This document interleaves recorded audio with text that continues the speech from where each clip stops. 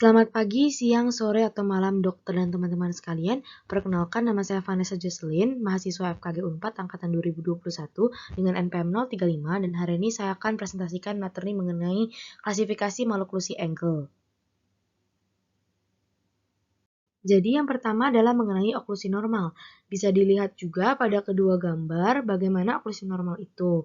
Jadi yang pertama hubungan gigi molar satu rahang atas dan molar satu rahang bawah itu puncak bonjol gigi molar satu rahang atas terletak pada buccal groove gigi molar satu rahang bawah.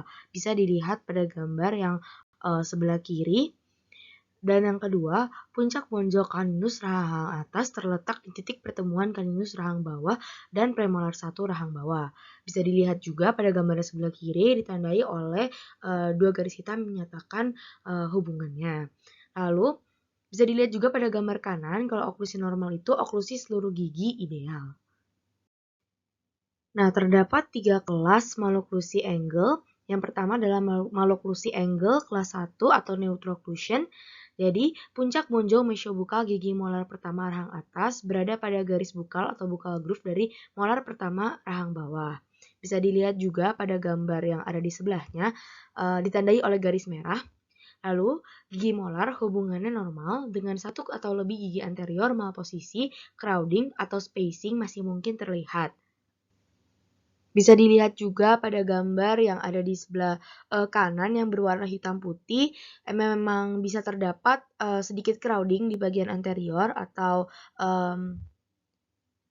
malposisi, lalu di gambar yang di bawah juga bisa terlihat adanya crowding di anterior. Lalu ketidakteraturan gigi paling sering ditemukan di regio rahang bawah anterior, erupsi ke arah buka gigi caninus atas, rotasi insisif pergeseran gigi akibat kehilangan gigi. Nah, untuk hal tersebut bisa dilihat juga pada gambar yang ada di bawah. Berdasarkan modifikasi Dewey, maloklusi angle kelas 1 itu dapat dibedakan menjadi 5 tipe. Untuk yang pertama, tipe 1 Dewey, jadi gigi anterior itu berjejal atau crowding dengan caninus terletak lebih ke labial atau caninus ektopik.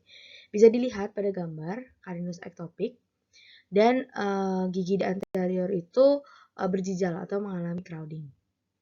Nah, lalu untuk tipe 2, gigi anterior terutama pada gigi rahang atas terlihat labioversi atau protrusif. Bisa dilihat juga pada gambar seperti ini. Dia mengarahnya gigi incisifnya itu lebih ke arah labial. Nah, untuk tipe ketiga modifikasi Dewey, terdapat gigitan bersilang atau anterior crossbite karena inklinasi gigi atas ke palatinal. Nah, untuk tipe 4 terdapat gigitan bersilang namun di area posterior atau crossbite posterior. Ini bisa dilihat untuk yang tipe 3, memang ada crossbite di bagian anterior karena insisif yang bawah berada di sisi labial dari insisif yang atas. Nah, sementara untuk yang tipe 4, crossbite-nya itu berada di area posterior. Seperti ini. Nah, untuk tipe 5 Dewey, jadi gigi posterior mengalami pergeseran ke mesial atau yang dinamakan mesial drifting. Bisa dilihat dengan jelas pada gambar yang ini, gigi molar satunya itu mengalami mesial drifting atau sedikit ke arah mesial. Berikutnya adalah maloklusi kelas 2 angle atau yang disebut sebagai distocclusion. Nah, pada maloklusi kelas 2 ini, molar pertama atas terletak lebih ke mesial dari molar pertama bawah atau puncak bonjol mesiobukal gigi molar tetap pertama atas letaknya lebih ke anterior dari garis bukal atau buccal groove gigi molar tetap pertama rahang bawah. Bisa dilihat pada gambar posisi garis yang ditandai oleh warna biru ini, di mana bonjol mesiobukal gigi molar yang pertama rahang atas itu yang seharusnya ada di buccal groove dia lebih ke mesial. Nah, untuk maloklusi kelas 2 dibagi menjadi 2 divisi. Untuk divisi pertama, karakteristiknya yaitu gigi depan atas protrusi, overjet besar, bisa dilihat juga pada gambar di bawah ini bahwa overjetnya memang besar dan mengalami protrusi. Lengkung gigi rahang atas dalam dan sempit, palatun tinggi, deep bite, gigi insisif rahang bawah mengenai palatum, facial prognatism, full mouth appearance, atau bibir hipotonus, sebagian gigi insisif rahang atas terlihat, bibir atas pendek dan terangkat, bibir bawah terletak pada permukaan palatinal insisif rahang atas, sulcus mentolabial dalam, perkembangan rongga hidung tidak baik, curve spi dalam, freeway space besar, pertumbuhan transversal dan perkembangan gigi buruk, mencacat muka atau facial deformity, dan perkembangan mandibula kurang. Nah, berikutnya ini masih merupakan foto-foto dari malocclusi angle kelas 2 divisi 1. Bisa dilihat ciri-ciri yang sudah disebutkan sebelumnya. Seperti yang tadi, misalnya terlihat overjetnya itu besar dan giginya itu tampak protrusif untuk rahang atasnya di bagian anterior. Nah, berikutnya adalah untuk kelas 2 divisi 2, karakteristiknya yaitu gigi depan atas tip bite, lengkung gigi rahang atas tidak tapi flat, datar di bagian depan, sempit, lalu deep bite, bisa dilihat juga pada gambar, ada deep bite, lalu gigi insisif pertama rahang atas mengenai gingiva bukal insisif rahang bawah, mulut tidak penuh atau bibir hipertonus, bibir atas normal, gigi insisif rahang bawah tidak terlihat, bisa dilihat juga pada gambar, tidak ada kebiasaan bernafas lewat mulut, perkembangan rongga hidung normal, curve spi dalam, freeway space kecil, bagian mesial insisif lateral menutupi sebagian bagian distal insisif sentral. Pertumbuhan transversal normal kecuali bagian depan atas lengkung gigi tampak datar, pertumbuhan vertikal buruk dan tidak mencacat muka. Berikutnya ini masih bisa dilihat gambar-gambar untuk malocclusi angle kelas 2 divisi 2 sesuai dengan karakteristik yang telah disebutkan sebelumnya tadi. Seperti misalnya deep bite, lihat pada gambar yang ini. Lalu gigi-gigi anterior tuh mengalami yang namanya steep bite. Nah, berikutnya adalah malocclusi kelas 3 angle. Jadi gigi molar pertama rahang atas terletak lebih ke distal dari gigi molar pertama rahang bawah, atau puncak bonjol mesiobukal gigi molar pertama rahang atas itu letaknya lebih ke posterior dari garis bukal atau bukal groove.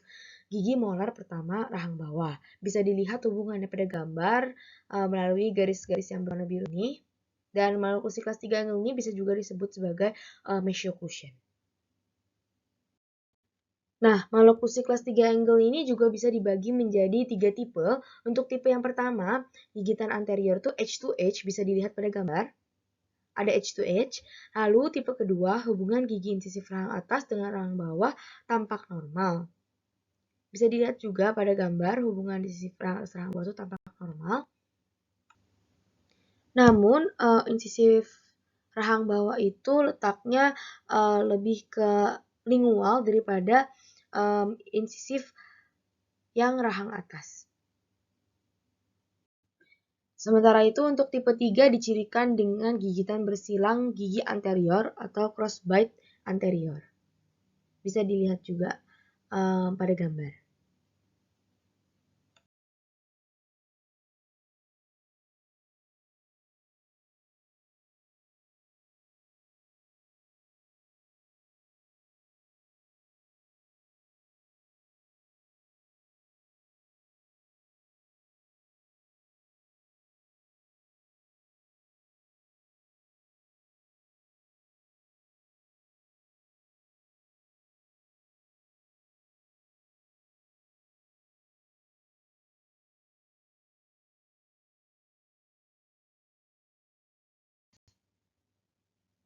Berikutnya merupakan video klasifikasi malocclusi angle kelas 1 dan juga kelas 2.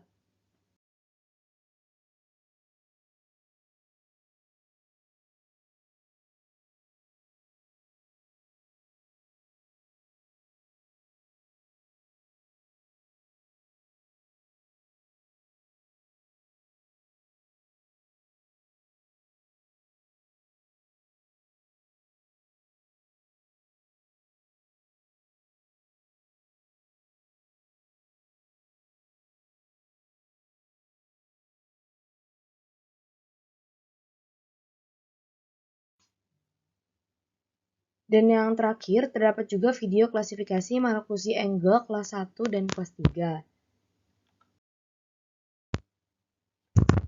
Mungkin sekian dapat saya sampaikan mengenai klasifikasi maloklusi angle.